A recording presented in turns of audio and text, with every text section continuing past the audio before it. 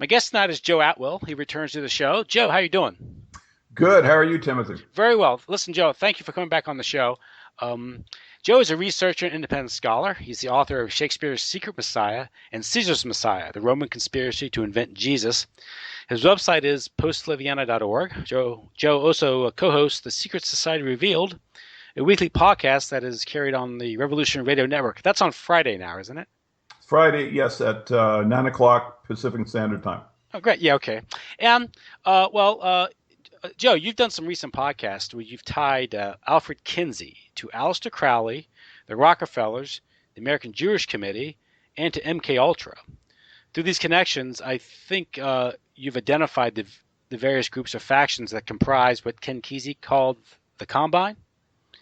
Yes, indeed. That was the purpose of the research, and that's what I attempted to do, was to determine the identity of the secret society that has slithered into control over our political, financial, and media worlds. Now, through these groups, through these secret societies, these networks, clandestine networks, very powerful, very wealthy, influential. They control the media. They control pretty much control the economy through the banks, central banks. They can engage in high-level criminality in what is best described as organized malevolence. And so let's get into this.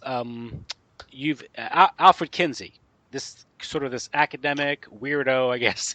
Right. I mean, somehow became a cult figure. How did this happen? Yeah, I mean, Kinsey is a crackpot in terms of his science.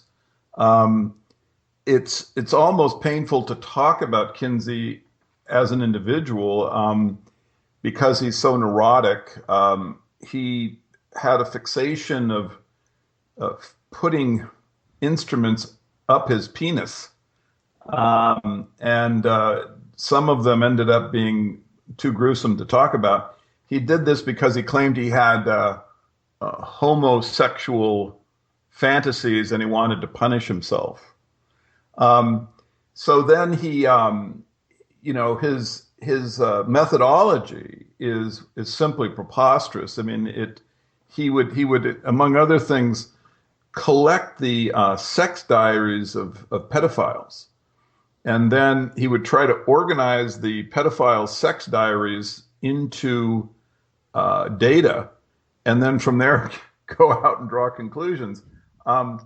He had all kinds of methodology which has never really been disclosed. I mean, no one really knows exactly how the hard data that he was basing his claims upon, was organized. He ended up with very high fractions of the population as having homosexual or marital infidelity, various what could be seen at that time as sexual perversion. So he saw this very high fraction of the population. Later researchers couldn't replicate his data. And of course, the way it was organized was just absurd. So the question is, well, how did he become sort of like an icon?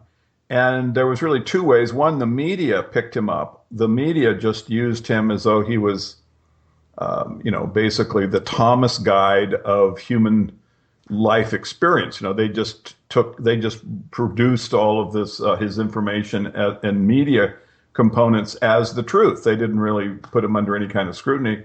And then magazines like Playboy magazine would reference him whenever there was someone who was challenging what they were doing as being culturally debasement. They would say, "Well, you just don't know, the degree of the population that actually has these feelings and how normal they are." And so Kinsey was very much a component of the debasement of culture. In other words, if you look at where we are now, right? You have the pornography, you have family production at extremely low levels, you have out of wedlock births basically just through the roof. So how did we get here? How did you come from the 1950s, and turn all of these long-standing statistical bulwarks of culture and civilization on their head and end up where we are today with what can be described as basically a degenerate and pornographic culture.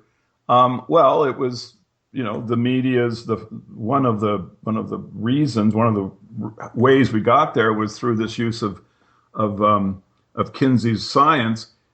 Kinsey was also promoted by the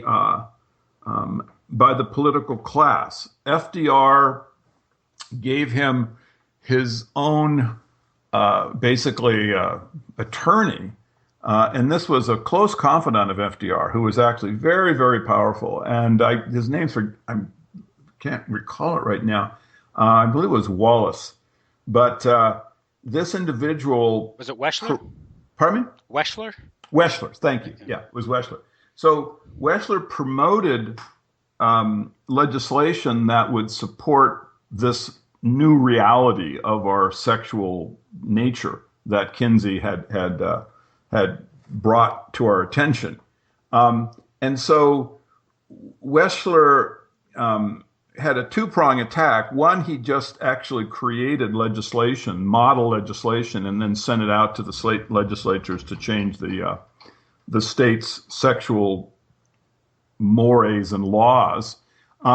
But he also started the process by changing the nature of law schools so that instead of teaching basically how to enforce the law and how to prosecute criminality as the focus of law school, they changed and became basically advocacy training, right? So that lawyers would then know how to sue the states and local communities to affect, FDR's vision of, different kind of social programs and this new morality that they wanted to hoist on the American people. And so what happens then is that the sovereignty of the individual sovereigns, in other words, you have, the towns, the cities, the counties, and the states, which under the original Constitution, the old one, before we had the modern version that we have to deal with now, these areas had sovereignty. They could make their own sexual mores. They could make their own legislation, and have regulations against homosexuality, pedophilia, things like this. And so that was basically taken away, and the federal law then trumped the small sovereignties, and it really stems from Weschler, who worked with FDR, to bring this about, to make this change. And so one of the things that really manifested from the change was the change in the laws regulating sexual morality. And basically the small sovereigns all lost the capacity to regulate it. And so then you end up with, in the 60s, you have another phase of the attack against American culture took place, beginning with Gordon Wasson, with his participation in MK Ultra to bring about the psychedelic revolution. This was, of course, a government project. It was to go basically, hand in glove with the new laws. The laws would permit sexual exploration, and the media would promote these new lifestyles. You have Woodstock, where basically rock and roll, drugs, and sex out of wedlock, obviously, are all just forced into the minds of all the young people. And so this conjunction of these programs had the effect that was desired, and you started to have the family disintegrate. And so now, if you look at family production in the United States, you'll see that it's at historically low levels, and it is headed straight down, basically all throughout the second half of the 20th century and to where we are today. And Tim, if you bear in mind that culture is never static, it's always going someplace. I think if you look at where we were in 56 and then see where we are in 2016, you can see we've made a long trajectory, long pathway. But imagine where we'll be in another 50 years. And I think the latest meme is pedophilia. I can see that pedophilia is now being normalized. There's slowly a kind of breaking down of the moral resistance to it. And I do think that it's where one of the things that you'll see in the future is that the laws around pedophilia will start to break down. So, all of this ends up, of course, with genocide and then extinction because, now the Europeans are not at replicant rate. We're not even close. I was listening to a podcast the other day about Europe and England's birth rates, the native populations, and they're just collapsing. There really won't be any European population in 100 years at the current trends continue, and you have to remember that we were told that there was a population bomb and that there was a baby boomer. Notice the psychological negative terms that are used against trying to tell people that there's overpopulation. Well, obviously, if you look at the Rockefeller and Roosevelt participation in this, you can see that the oligarchs have always wanted to reduce the European population. And then, of course, this was after World War I and World War II, which were, even though they're famous, at least World War II is very famous as, the Holocaust of the Jewish captives. In fact, it was the whole century was a Holocaust of the European.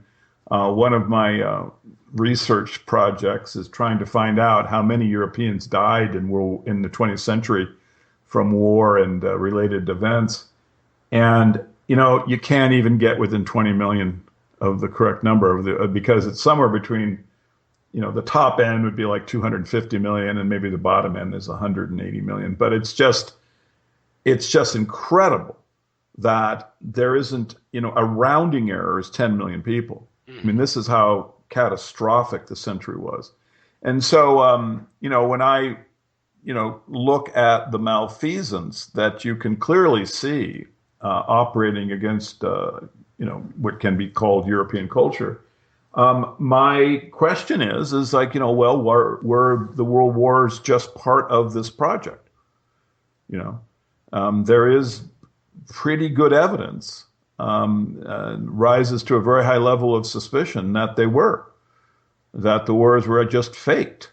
And that what happened was the secret society had determined that they wanted to reduce European populations. And so they just, using their control over the political class, ran the armies into one another and held them there and just slaughtered them. So, we're dealing with very grim facts and conjecture. Citizens need to be alert. Citizens need to spend more time trying to research their history and also just need to be alert to the fact that there's malfeasance in the government. Now, yes, you of course, you were talking about Alfred Kinsey at the start here, and Yeah. he is known as one of the fathers of the sexual revolution because he Sure. published these books that had an academic veneer to them. The Sexual Behavior in the Human Male, that was, I think, 1948. Yeah. Yeah. 5 years later, Sexual Behavior in the Human Female. Yeah. Of course, the methodology has long since been, justifiably dismissed. It's a crackpot. Yeah. Nevertheless, he receives all the support of officialdom and the establishment. He Sure. becomes this cult figure. As you said, he's cited by Playboy magazine, another probably intelligence-linked magazine, because they, I think, surreptitiously, not surreptitiously, just on coincidence, Hugh Hefner acquired the nude photographs of Marilyn Monroe just when she was becoming a star, which put Playboy on the map. Yeah, I've never It's bought the Playboy story. I don't have any, evidence, but I've never bought it. And the more I look at that part of history in a general sense, the more certain I am that whole thing was just an op. And I'll reference the fact that one of the trademarks of the oligarchs is to see uh, Europeans as animals. That's one of the ways they characterize, like you see Walt Disney with his Mouseketeers, and Shakespeare, referring to them as pigs. And then, of course, Hugh Hefner has the bunny. But I think that fits into basically what can be called neuro-linguistic programming. And it's just a way to present images to the culture of women in a debased and animal state that are positive. It's a very cool thing to be a bunny. The CIA agent Gloria Steinem, she was photographed, in a bunny outfit. Mm-hmm. This is supposed to be a feminist. So, that's how I would look at Playboy, is just clearly, it's hard to imagine it was circumstantial. And I would think it just needs a little scrutiny. Some research need to go in and just pin down Hefner's connections into, basically the government operation against our culture. Sure. And now Kinsey, of course, his research, as you alluded to or mentioned earlier, it involved, supposedly getting the data from pedophiles and I guess sex diaries, yeah. Sex diaries, because that's a crime. That's evidence of a absolutely. crime. Yeah. And there's some evidence that he paid these people for their behavior, correct? Right. I know, which is just absolutely insane. But I think, the really interesting character that Kinsey is connected to, is Aleister Crowley. Yeah. And there is actual primary documentation, real citations, people who were there in the room wrote about it, that Kinsey attempted to buy Aleister Crowley's sex diaries, and in fact may have. And, they don't have that as a data that I've ever been able to find a citation about, but those that were there are certain that Kinsey was attempting to get Crowley's diary because he knew Crowley was a pedophile, and he wanted to see, and I don't. It's like, to go into some of these details is almost too disgusting, for people to discuss. But Kinsey would attempt to characterize the orgasms or sexual response of the child participant, which included trying to strike the adult who was raping them, in essence. It's called self-defense. Right, and these were characterized as attributes of the child orgasm, right? Because that was one of Kinsey's discoveries, is that children had orgasms at a younger age than people believed. This kind of sexual latency period was not, according to Kinsey, real, and that there was all this sexual activity that children were having that we were unaware of. And so they, according to Kinsey's approach, where he's just taking them objectively as a scientist, and he's describing these actions as as related to orgasms, when the fact is, you just look at these facts and you can see that the poor children are trying to get away from a rapist. So to describe Kinsey as a crackpot is euphemistic. I mean, he is basically a maniac and a psychopath. And so the fact that someone who would produce this kind of data then became one of basically the founders of the modern sex, drug, and rock and roll culture, it just shows that there's malfeasance in its production from the very beginning. Yeah, it's only stands to figure that his views or values would be diluted as they were injected into the culture, but they nevertheless would have their deleterious effects. Sure. And eventually it would poison the well. Right. Well, I mean, they just repeat negative concepts that are too absurd to even be in polite company over time can be normalized. Well, just like today, I read today there's a headline that Joe Biden presided over a wedding of two male White House staffers. Yeah, it wouldn't surprise me at all. Just look at 5 years how ago, that would have been ridiculous, right? yeah, look at how they're promoting Bruce Yeah. Jenner. Yeah. They promoting him as a hero.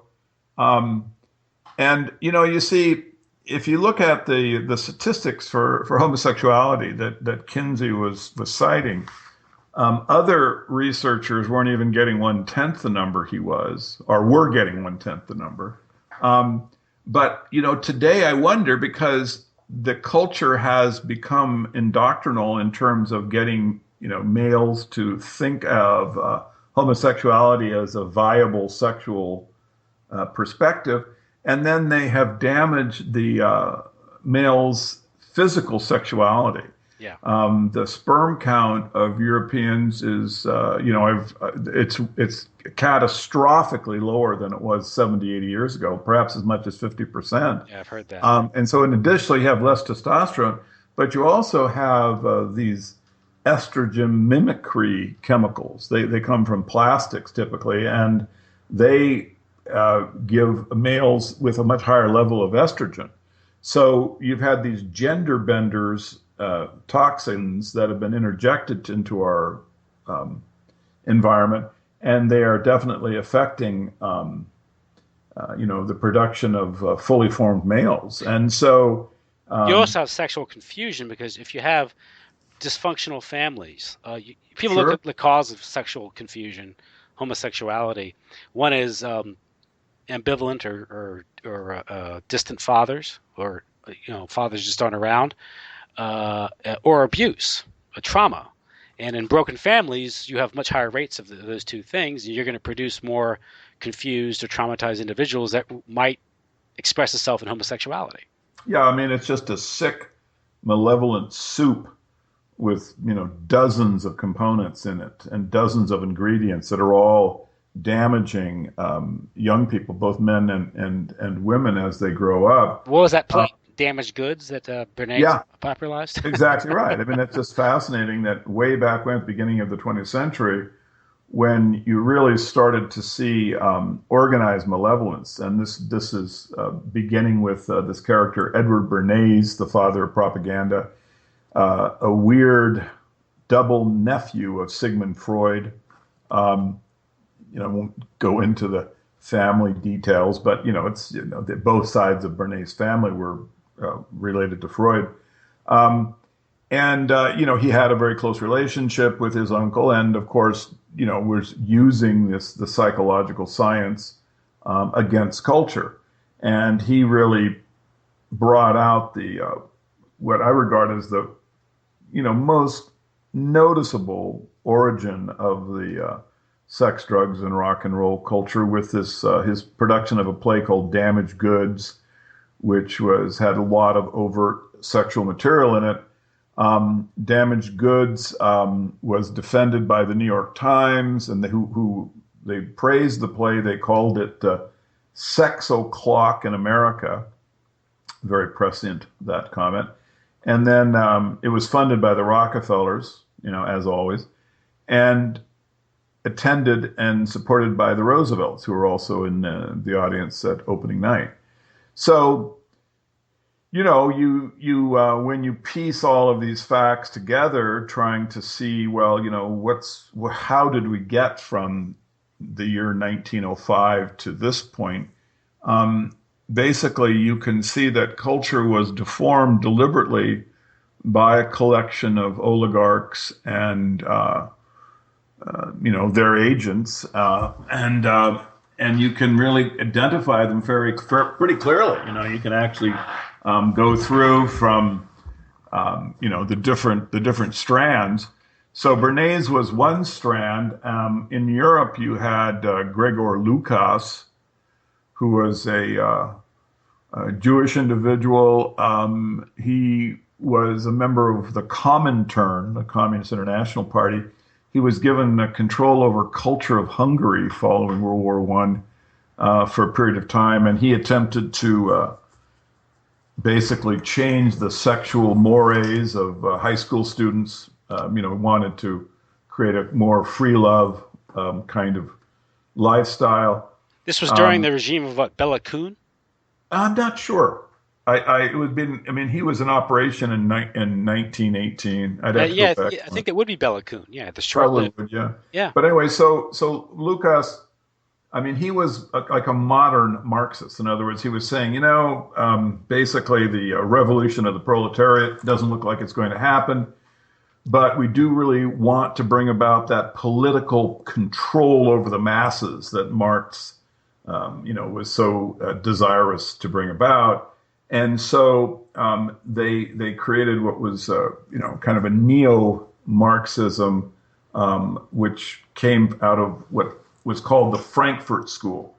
And the Frankfurt School were just a bunch of people who wanted to transform culture. They wanted to bring about the change and the political control that Marx envisioned through what they called, or has been called, the long march through culture. They wanted to take over the institutions of the political institutions that controlled sexual laws, education, particularly. They wanted to control, and then they developed what was called critical theory, which is just basically criticizing every single thing about European culture. I mean, critical theory is just another crackpot, idea that has no, I mean, it's just a way. It just provides a veneer of, like science or philosophy for someone who wants to shatter culture. And so the Frankfurt School, was founded in Europe. It was originally funded through the Comintern, but then it left Europe and came to the United States. For some reason, the American Jewish Committee that was interested after World War II in trying to develop sort of a psychological understanding of fascism and also of things that were dangerous to Jewish people. They basically hired the Frankfurt School lock, stock, and barrel. A few of them didn't participate, but a great many of them did in this thing called the Authoritarian Personality, which developed a lot of psychological profile technology. This was actually kind of the beginning of the science of mass marketing. They had these different psychological scales. One of them was the anti-Semitic scale, where you would take, would answer a bunch of questions and you'd get a number as to where you rated on a scale. They had a fascism scale. You'd look at it, you'd answer a bunch of questions, and then out would pop your, whether or not you were likely to become a fascist. They had an ethnocentric scale to see, well, how attached are you to your ethnicity, which evidently was a bad idea. And so that was, in my opinion, morally hard to justify, because basically what it was trying to do is to find technical means to control people without telling them. They wrote what was called the Authoritarian Personality, which described some of the scales and how the psychology was developed. And just to maybe perhaps get a little bit ahead of what we'll be discussing, but the school, the Frankfurt School, and then the group that is hired by the American Jewish Committee, many of them end up related to what was called the Macy Conference, which then becomes MK Ultra, which was a secret or part of this debasement of culture, right? MK Ultra is was now, I think there's been enough discoveries that there really isn't any way to dispute this, that MK Ultra was basically looking at a way to produce the sex, drugs, and rock and roll culture that America has been damaged by. And so I did not understand the moral basis for the project. When I did research into Gordon Wasson, and you can look in articles I've written, like Manufacturing the Deadhead, you can see the pay requisitions from MK Ultra employing Gordon Wasson to begin the counterculture. The Life magazine article, the May 1957 article, which begins the counterculture, was a CIA project. It was Subproject 58. Documentation exists. It's just clear as a bell. So, you have to wonder, well, how could anyone have really the moral authority to basically damage that many human beings? So where does this organized psychosis come from? And in looking backwards in time at some of the individuals who were part of MKUltra, like Nevitt Stanford, who was at the Stanford Research Institute, and Adorno and Horkheimer, I'm mispronouncing his name, people that were involved in the final version of what damage culture. Going backwards, I found that they had been part of this American Jewish Committee project, the Authoritarian Personality. And then when I read their documents, I came to the conclusion, which is chapter 23 of the Authoritarian Personality, if your listeners want to read along, and then I found the following statement at the conclusion, and I'll just read it. It says, resistance to self-insight and resistance to social facts are contrived, most essentially of the same stuff. It is here that psychology may play its most important role. Techniques for overcoming resistance, developed mainly in the field of individual psychotherapy, can be improved and adapted for use with groups and even for use on a mass scale. Now, folks, this is fascism. I mean, this is just bold-faced fascism, because what they're saying is that they are justified in using psychological techniques against people who are not aware that they're being used and using them on a mass scale. And so then they conclude in the next paragraph, they then make this schmarmy justification, right, for what they're doing. They go, thus, we need not suppose that appeal to emotion, right, now that basically they're just saying being malevolent. Thus, we need not suppose that appeal to emotion belongs to those who strive in the direction of fascism, while democratic propaganda must limit itself to reason and restraint. Now, there it is, right? That they do not have to limit themselves to reason, and they aren't restrained by concern of basically of changing and damaging the minds of those that they're bringing the techniques against. I'll just read it again. Every citizen should know this sentence. It goes, thus, we need not suppose that appeal to emotion belongs to those who strive in the direction of fascism, while democratic propaganda must limit itself to reason and restraint. And then they conclude, it goes, if fear and destructiveness are the major emotional sources of fascism, eros belongs mainly to democracy.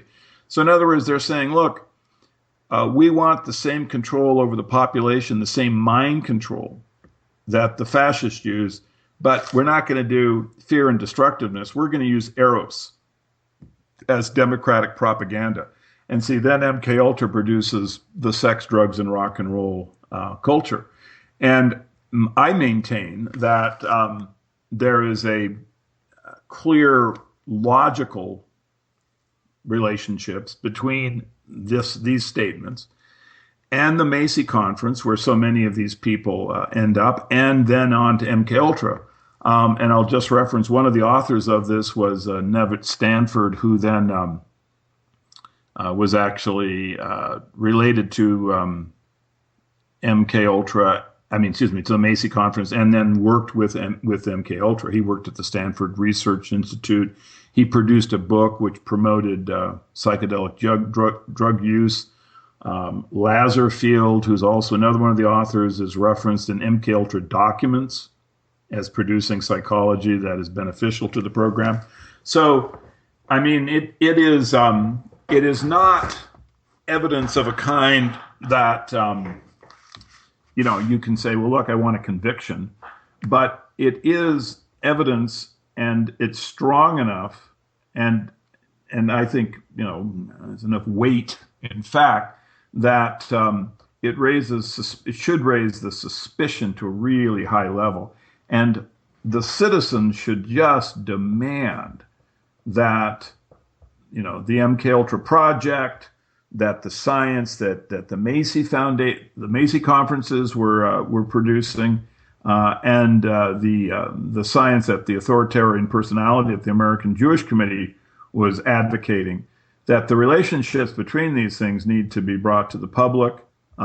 There needs to be a real public, and I mean I'm not talking about the government doing it, because that would just be letting them give themselves their own grade, but rather a process that the public could trust, that would be objective and independent, to go into the relationships between these things, because I think there's enough evidence here to everyone should be frightened at the very least, and everyone should be curious as just as a function of citizenry.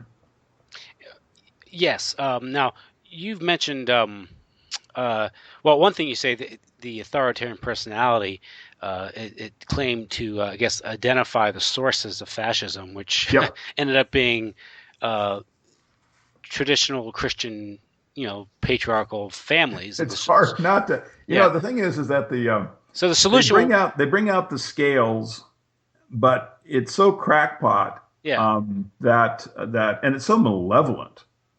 It's just so racist that it's ethnic. It's hard really to like separate the science of what they're doing from their craziness. It's a declaration of ethnic warfare. Yeah, I mean, it can certainly be looked at that, and it's a kind of it's either just an overt ethnic warfare that keeps itself hidden, or it's just a kind of arrogance that the other ethnicity is so little valued that the fact that you're spending millions of dollars developing this mental control over them is just not anything that you would even have a moral question about. It's just absolutely sick, and it really the way that it has come into our government. And remember, MK Ultra was never vetted. Helms destroyed the documents. Church committee asked for, we want every single piece of paper you've got. When they found out that they were giving LSD to citizens without the citizens knowing it, they knew they had a rogue problem inside the CIA, and they demanded the documentation. Helms destroyed it and said, I was afraid of embarrassing my friends. So that was just a bad moment for democracy. We lost at that point. But I think it just showed, who was in charge, that the democracy we think we've had and have been told we've had is in fact fake, that they've had, through the media particularly, control over the political culture. They've been able to create the candidates they want. And, we get to vote on issues like same-sex marriage and, abortion, but control over money and warfare belongs to them. Yeah. Now, and of course, I think there was Frank Church, who died, I think, of a heart attack at the ripe old age of like 52 or 53 or something. Yeah, so. Pity. It's funny how that happens. Funny, after looking at the heart attack gun, I have it on film where him and Goldwater are looking at that. Like, what was Tim Russert? Russert was the really courageous television commentator and interviewer, and he asked both Kerry and Bush Jr. What were the oaths that they took when they were members of Skull and Bones, and both of them, refused to answer. But Russert said, well, what does this mean for democracy? And Kerry gave him an icy glare, and he said, well, secrecy. He says, I wish I could manifest something secret for you. I mean, right. That was a threat, and it got executed. Yes, and he died. I haven't seen the autopsy, but this would just be something that I would just put into my, my understanding is just obviously they got rid of someone who was a real journalist. Now, that's quite a chilling effect. But the irony is that the American Jewish Committee, in the Authoritarian Personality, in the name of fighting fascism, they are invoking or advocating fascist or authoritarian methods. Exactly. Where they're saying we're going to do the exact same thing, except we're going to use sex, drugs, and rock and roll Yeah. rather than fear. So, in other, what they're saying is the way that fascism used intimidation, terrorism, and all of these rationales to mind control the population. We're going to do the same thing. We're not going to be limited by reason and restraint. We're just going to use a different method.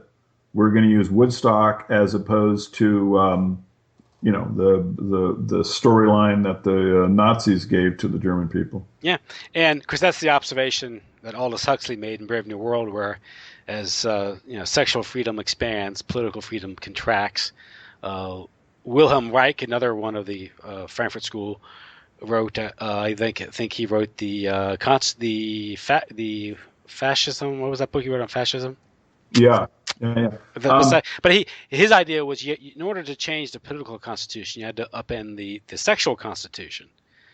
Right. I mean, this is kind of these ideas are everywhere, throughout the people who are trying to influence culture. They're always trying to put into, the idea out there that sex is the real driver of culture. And the more they just want everyone to have sex on their brain.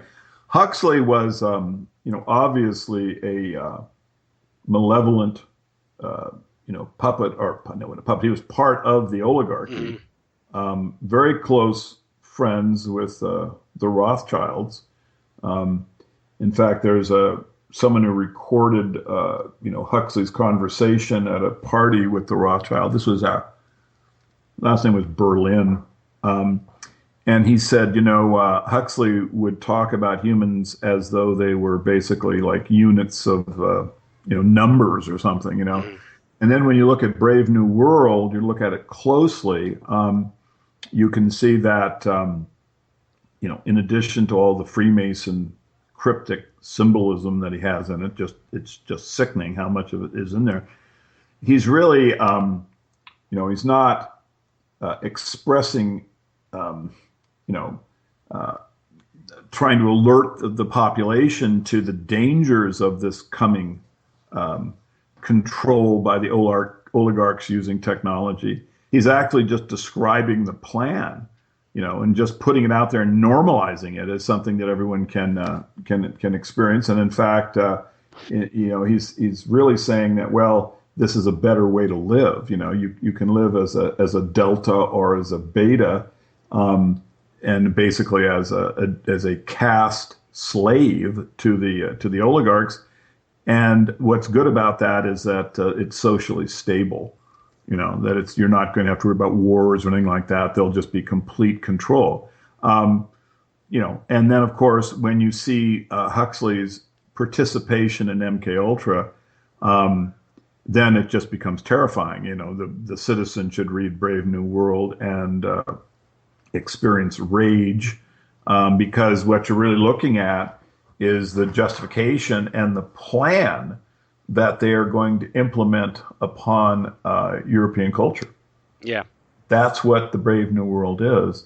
I would hope people read the paper I wrote on The Tempest, the Shakespearean play where Huxley gets the expression Brave New World.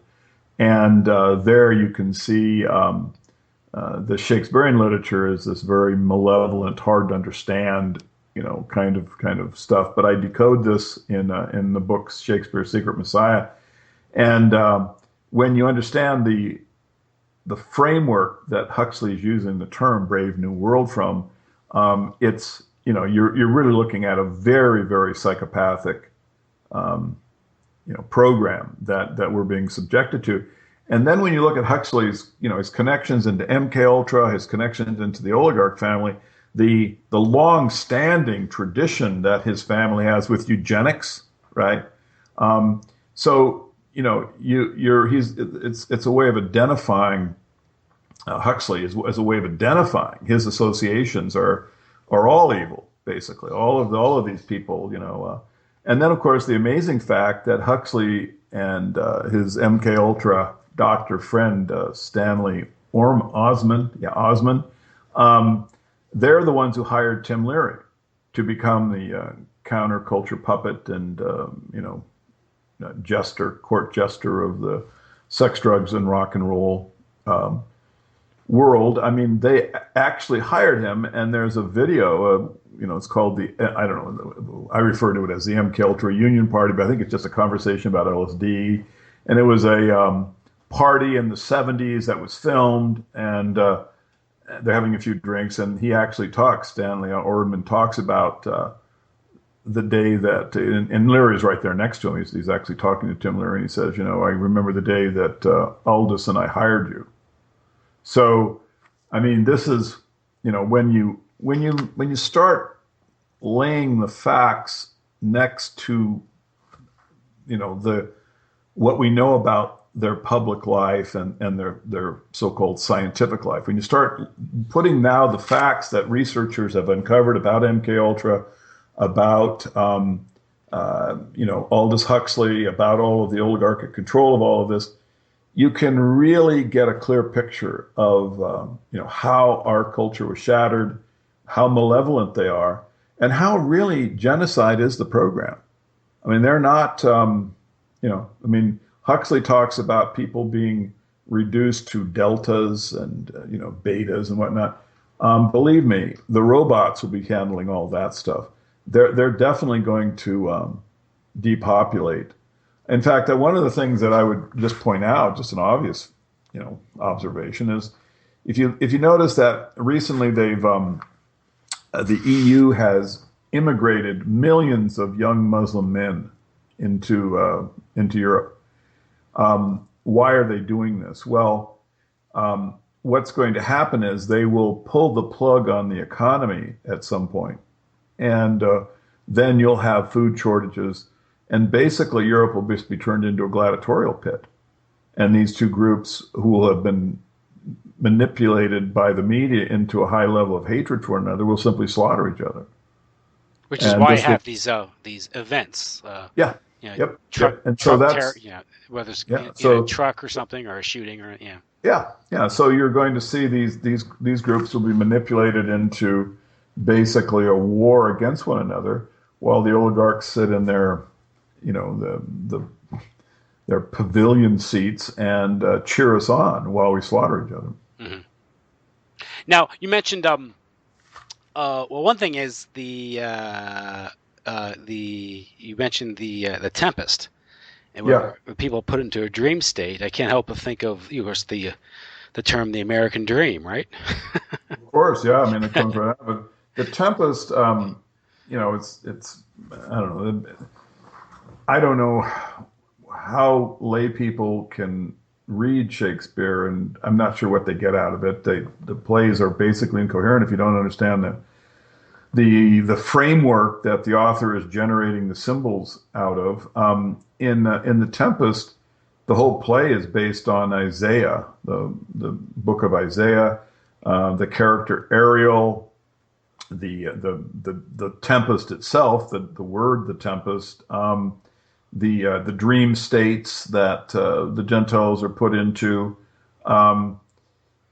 These are all basically elements right out of Isaiah 29, and then it moves into the drunkenness, which then is reflected in the play, and then it also has little things like Ariel is under the ground, and this then is reflected in the play as voice of Ariel coming from underneath the ground, and all of the symbolic level comes out of the Old Testament, and then you go on to the Apocalypse, where Isaiah describes a world where basically the Gentiles have been first put into a dream and then exterminated, and this is then reflected in the play. It's done so kind of cryptically, and if you read the article, you can see my take on all this, but it's pretty clear cut because I recently had some criticism saying, well, it's you're just seeing patterns that don't exist. But the problem is that I'm not. The problem is that when I show that the symbolism as you go into the later part of the play is just following the pattern of the reliance on Isaiah that is known to everyone who studies the play carefully. That is in the first part of the play, that the title and the characters are all coming right out of Isaiah. I just show that no, it's not. It doesn't end halfway through the play. It goes all the way through, and then of course now you're looking at a Holocaust of the Gentiles. Yeah, I guess. So now when you then when you take Aldous Huxley's use of the term, Yeah. Huxley is very familiar with the actual real the real correct interpretive level of Shakespeare, and he's just basically reusing the concept, and he's talking about the dream state. And it's just in here, the dream state is being manifested mechanically by psychological techniques, whereas in Isaiah, they don't, Isaiah wasn't able to envision, I think, these devices, but, Huxley is aware of them, and he's claiming that the Brave New World is really a manifestation of this apocalyptic prophecy that occurs in Isaiah. Mm-hmm. Now, the dream state that Shakespeare writes of, I guess today we could interpret the dream state as consumerism, sex, Sure. Sports, and things like that. Absolutely, yep. Absolutely. Amusements and entertainment, things like that. Distraction. Yeah, and of course, other people have written about. I think it was Postman who wrote the book "Amusing Ourselves to Death." Was it Postman? I'm not familiar with that. Yeah, about that, and these are amusements, and of course, amusements are designed to make us not think critically, right? Amuse, right? Yeah. So, but it's interesting, yeah, that would be in there so early on. Now, of course, with your research, you've made the connection with the American Jewish Committee and the Authoritarian Personality. It seems that Kinsey was promoted to advance that agenda by promoting. It's a very logical, position. I mean, but the important thing is it predates World War II, and that the justification for the Authoritarian Personality is the trauma and the experience of the Second World War and how the Jews suffered during the war. But if it predates it, exactly right. I mean, that's a very important point. That if you look at the Authoritarian Personality, I mean, a normal human would think that the people who produce this are basically racist and crazy. Yeah. However, following World War II, their position had a kind of cover that was provided by the Holocaust, and that's why studying the individual Gregor Lucas is so important, and the Frankfurt School, because they predated the Holocaust. Mm-hmm. They were developing these techniques, which then are leading to the Authoritarian Personality following World War I. And of course, looking at Edward Bernays and the damage that he begins to the culture in like 1910. So it's very, very important. And his uncle, Freud. Freud, right, yeah. I mean, and the whole Tavistock, collection of individuals that are... I think Freud said when he was introducing psychoanalysis to the United States, "I am bringing them the plague." Right. That's a quote from a person he was traveling with. Yeah. It's primary. In other words, the guy did make the claim, but Freud didn't write it. In a letter or something. But the fact is, that's what was happening. But the point is, if you analyze Freud's ideas, where neurosis came from guilt, and guilt came from moral inhibition, particularly regarding sex. So the one way you cure your neurosis is you bring in sexual freedom. I mean, that's exactly a black op against traditional Christians. Exactly right. And I mean, Freud is another absolute crackpot. Yeah. Things like the Oedipal complex. I mean, none of this stuff has ever been replicated by any actual researcher. You have to look at people like Freud and Marx as being lifetime actors. What their role is to produce, what stands some scrutiny as, supposedly science, but is in fact just ways to politically dominate and culturally debase. Well, no, vaccines are based on science, right? Vaccines, yeah, right. Yeah, I'd love to take vaccines. I mean, here in California, they're trying to make it mandatory for school children. And it's just really hard-edged fascism now. It's sad to see this happen because They're taking off the velvet, right?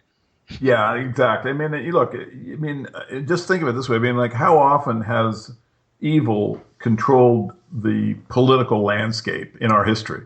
I mean, it just happens all the time. And the idea of giving the government the legal right to inject children with whatever they want, I mean, that's just obviously not just asking for trouble. It's demanding that at some point you'll be wiped out, because at some point, even if the current crop were not malevolent, which of course is ludicrous, at some point there will be.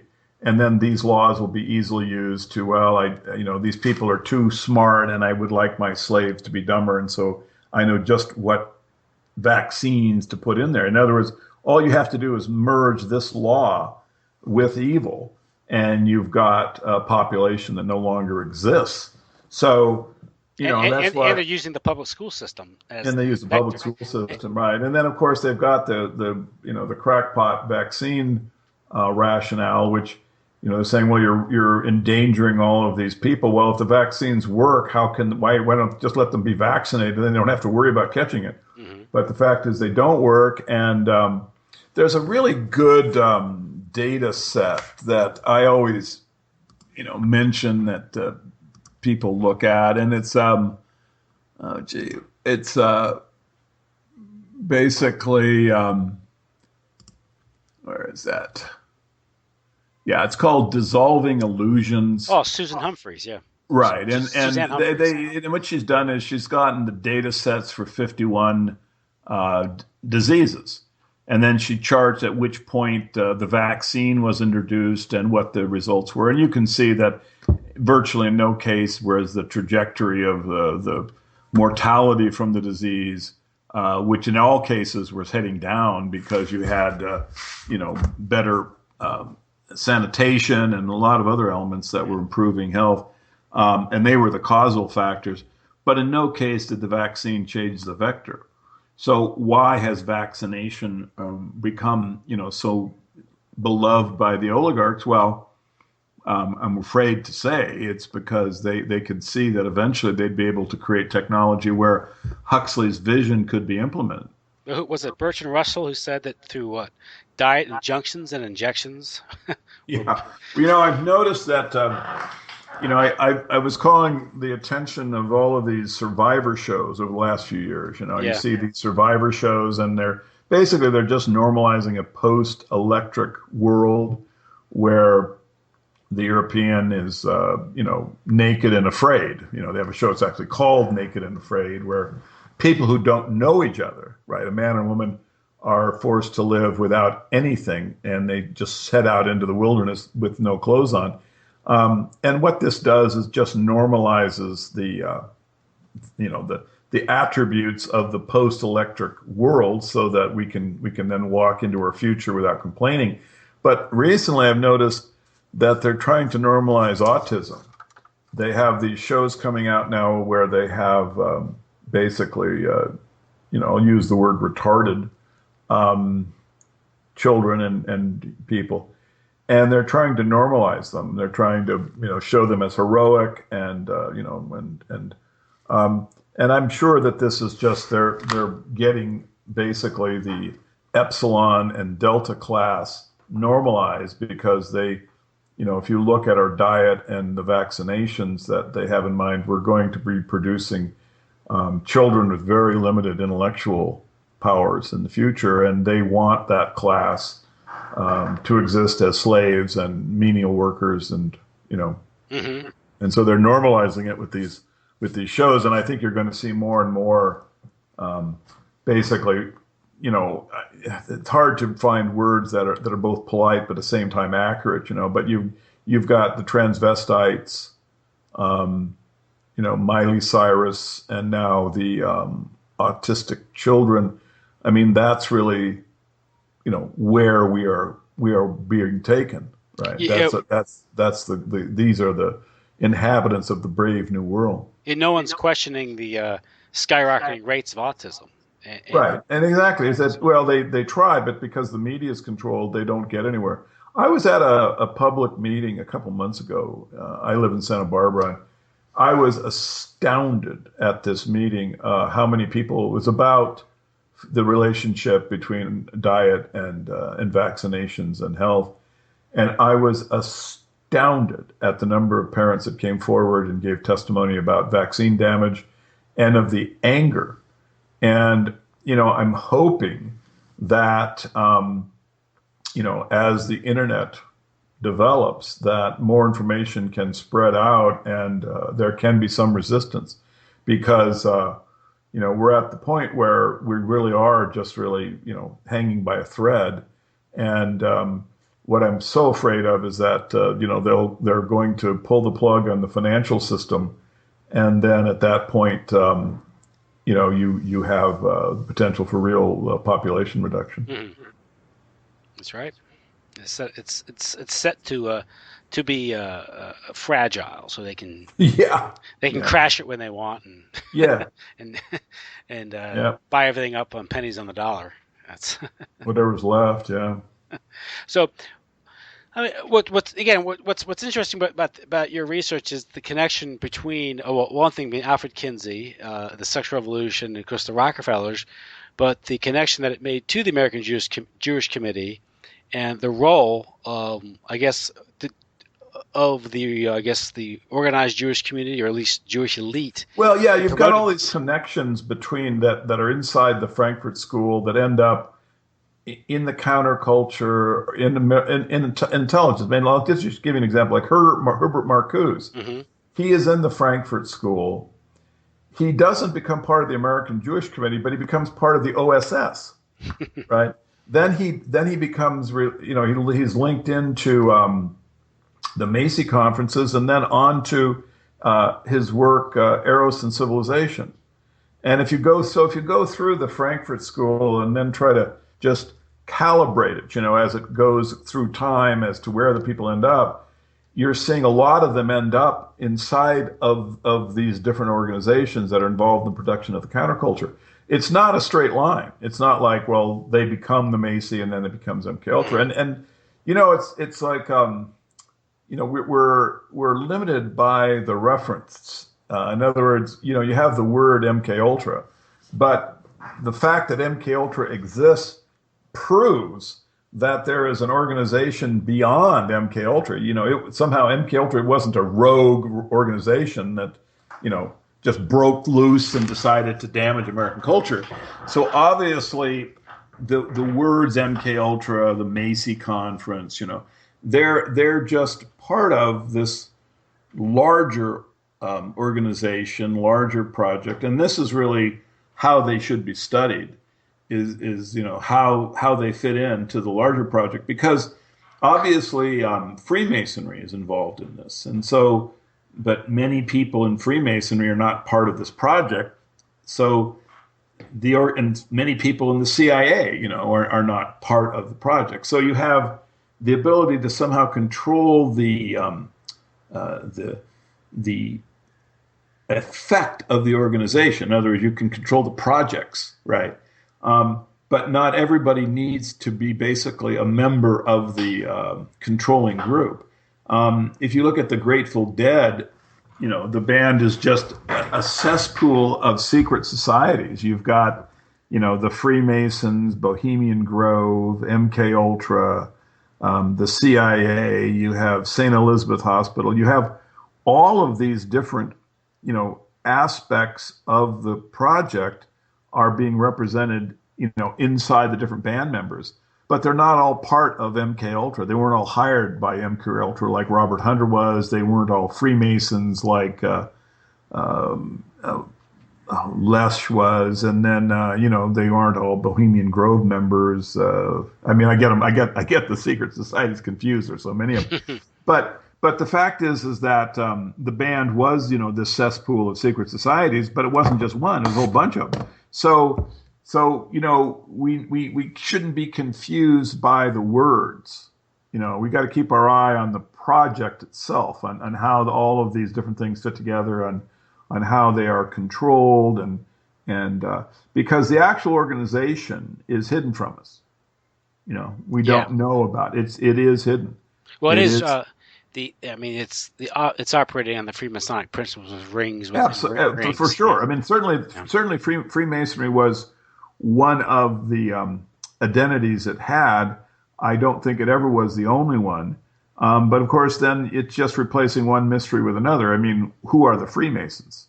Who are the top level? Why are they held together? How can they come through the ages like this? And I think that the best explanation is that there are the tectons, which was a group that was satirized in the Gospels. The word, again, it's the confusion of words.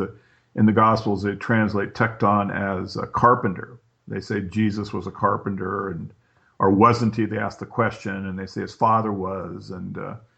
And Josephus then talks about the tectons. But in this instance, the word is used as masons, right? In fact, in Greece today, modern Greek, tecton simply means Freemason. Okay, so that the word has come through history. And so there was a group in the first century that had a relationship into building and architecture. In the Dead Sea Scrolls, I think it sometimes is reflected. They call themselves the builders. They have all this Masonic imagery, make straight a path for the Lord, be the plumb line of God. All these Masonic images are represented in them. Josephus talks about the tectons. In the Gospels, the tectons are seen as a guild. In my opinion, there's some semantical skirmishes about this, but that's my opinion. Then now you go forward and you have the Knights Templar, focused on the Temple of Jerusalem, mysterious group, a secret society, very early. They run afoul of, evidently, of the Vatican, Holy Roman Empire. They disappear or become nascent for a while. They go out. No one really knows about them. But then you have the Freemasons pop up. And again, you've got this focus on the Temple of Jerusalem, the Hiram Abiff story where, he's the builder of the temple, and, all the initiations, or many of the initiations we know about, have Hiram as, the centerpiece of it.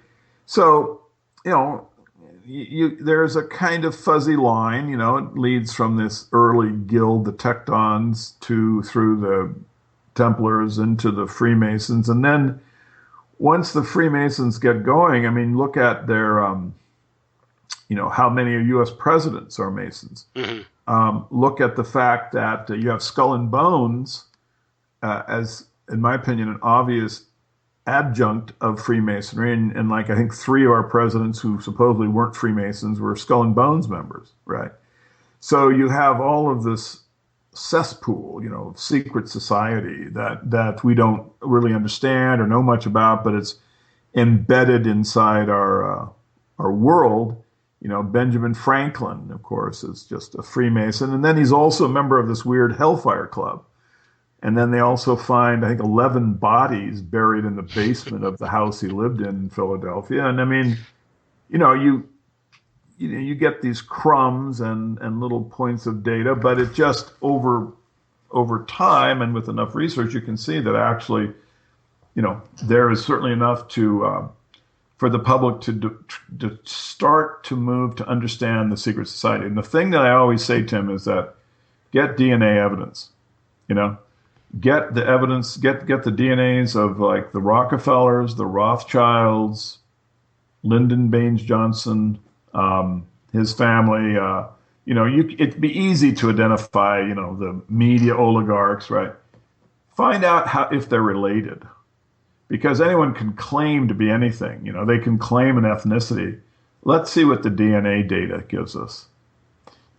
I have been advocating this for some time, and I gave as a person I'd like to see analyzed Madonna, culture polluting, quasi horror Babylon type, Yeah. And then I read a few months later that she had hired a DNA cleanup crew. I'm not making this up. She actually has a DNA cleanup crew that goes after her whenever she tours now.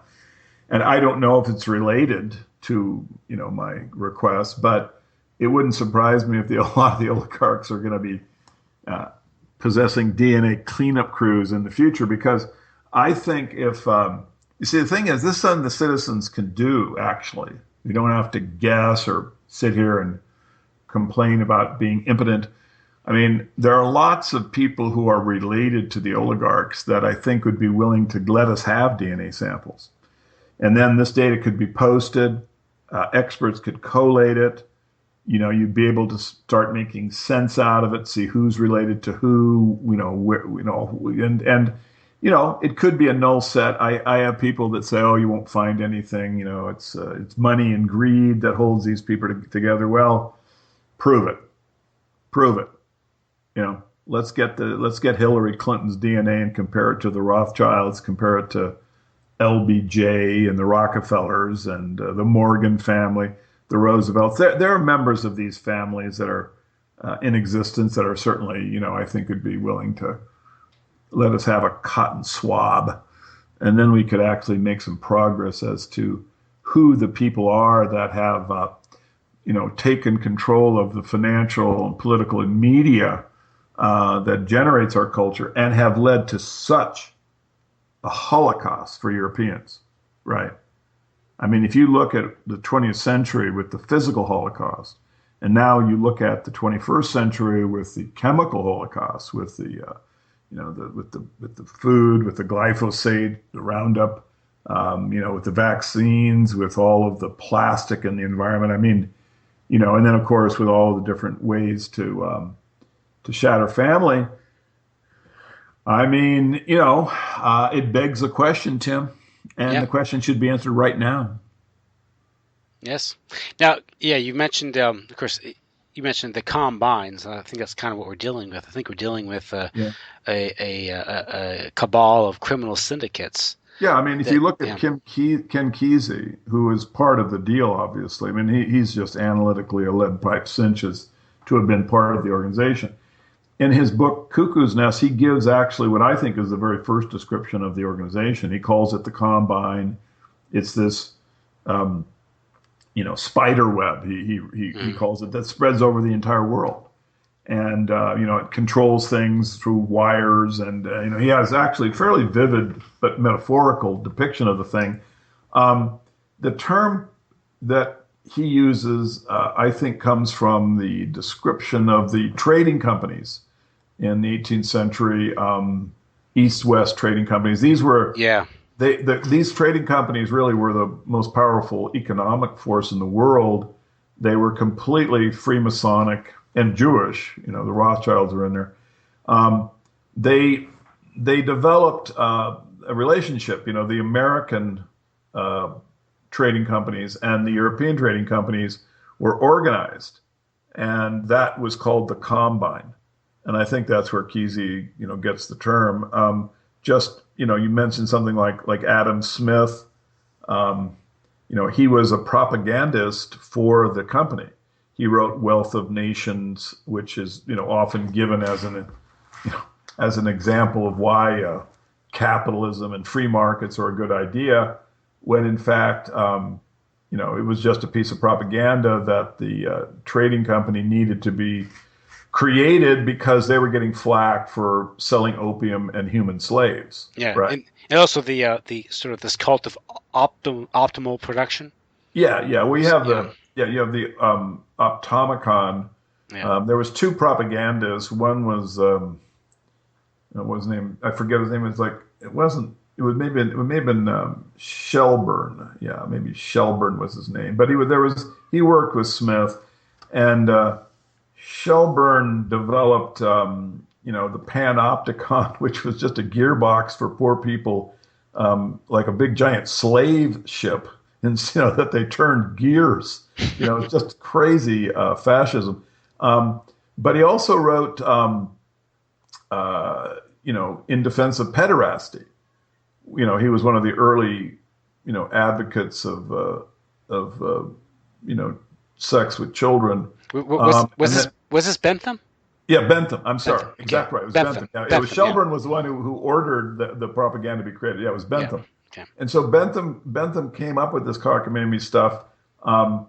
And he worked with Smith, and Smith's, the Wealth of Nations is still just sickeningly being brought out as, well, this is rationale for free markets, which is nothing but an excuse for the oligarchs to have monopolies, Yeah. right? I mean, anyone who believes in free markets, you wouldn't have something like the Federal Reserve, which can create credit out of thin air, right? And then it can give its tribe members the credit, right, at 1/4%, where your credit card it's charged 8%, right? Yeah, and they make a killing off the carry trade. Yeah, of course. So yeah, and then they have basically it's just a legalized theft, and yet it's being defended as well. It's private sector. It's we need a separation to government. So it's just sophistry. They just have got some clever arguments to defend the attributes of slavery, but no one should be fooled. It's just we need to think better to defend ourselves intellectually better, because they know how to use these sophist arguments to spin our mind and to confuse us, and we don't recognize who the real villain is. And of course, in the surplus labor that Bentham proposed man these gearboxes. The Automacon, was created by the enclosure movement and the destruction of the monastic system in England, which provided. Social and actually, he went on. He actually described that some of the people moving the gears would be the children of the indigent. Yep. In other words, if you're poor, because our policies have shattered the economy, and you're a kid of someone who doesn't have any money, well, here's where you end up. You're basically you're a human, rat, and your crime was being a kid of someone who didn't have any money. These are the people that are promoting the wealth of nations and all of this cockamamie idea about the value of free markets. Look, we haven't seen a free market in hundreds and hundreds of years. How would anyone know what it is? how it functions? We're in the gearbox. We're in the panopticon, and an example of that today would be the privatized, like the American Correctional Corporation, where I think in their prospectus they call for like a 92% rate in prison. 92 of the beds have to be filled in order for their contracts to be profitable, and it's in their prospectus. Of course, one way you fill those beds is you pass laws that make sure that there are enough people going to prison, and that's one of the functions. Prison is just part of population reduction. Yep. It's just so it's I mean, it's a the culture is a cesspool. It has been basically created as a kind of a applied weaponized anthropology.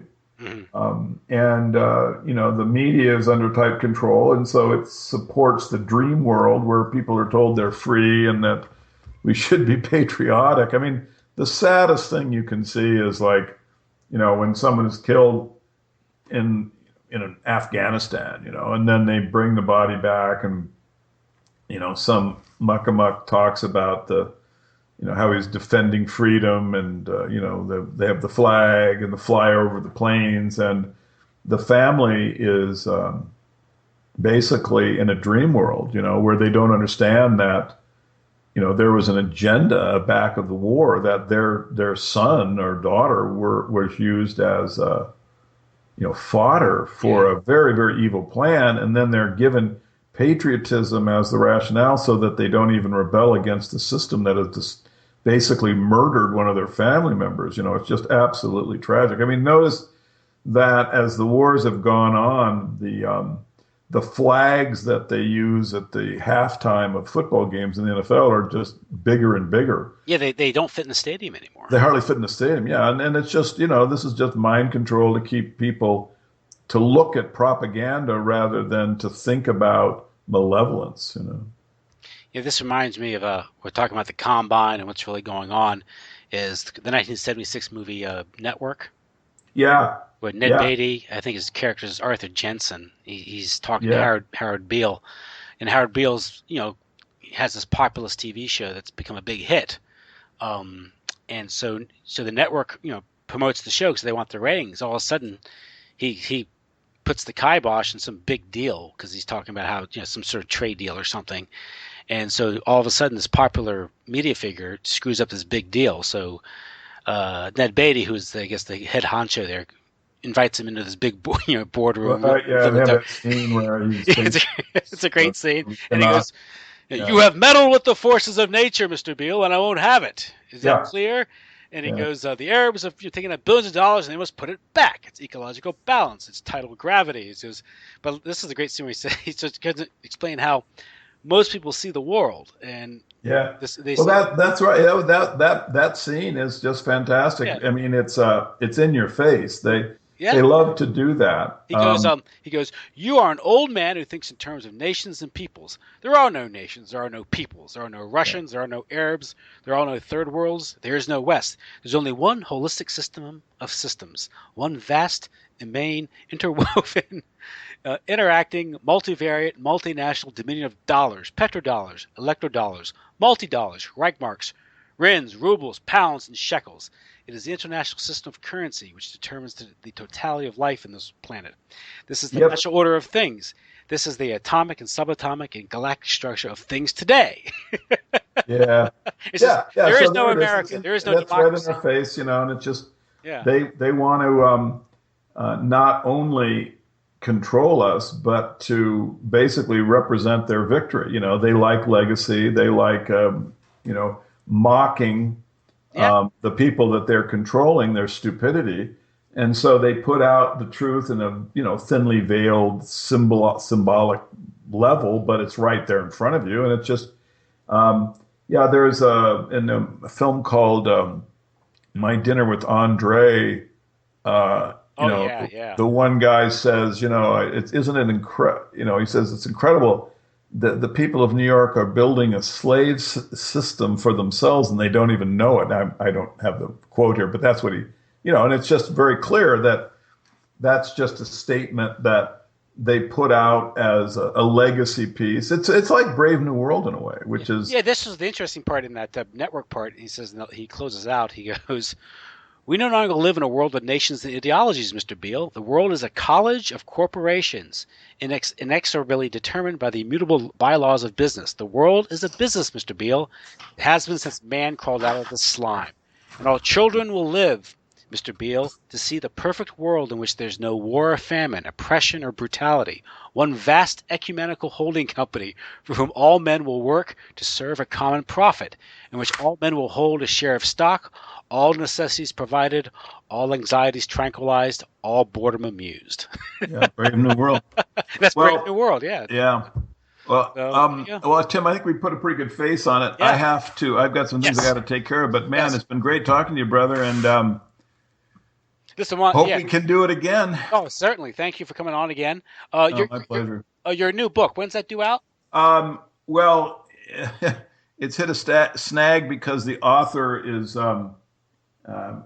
just not quick-witted enough to get it done correctly. I'm struggling with just getting it right, but I'm hoping to have it out in about 60 days. Oh, cool. Okay, so I'll send you a copy. Secret Language of the Oligarchs. I do the modern typology. Brave New World is one of the centerpieces of it, and I do some Beatles, show how the vicious Freemason imagery works in the Beatles songs and stuff. And it's a laugh riot, a page turner. So we'll see what happens. Great, look forward to that. Okay, well, cool. Well, I'll give you a hoot as soon as I get it ready, and I'd love to get some feedback from you. Great, thank you. And that's Joe Atwill. His website is postflaviana. Yeah, and CaesarsMessiah.com. Okay. I have two websites. One does like ancient stuff, and one does modern stuff. Postflaviana, the post-Flavians, as how you can see, like there's articles there which are about modern typology, modern literature pieces that are part of the oligarchs, representation of what's happening to us. And then at CaesarsMessiah.com, you can buy the books at either place. And thanks for letting me on. Come on, Tim. I'll talk to you soon. Great. Thank you, and good night. All right. Bye-bye. Bye-bye.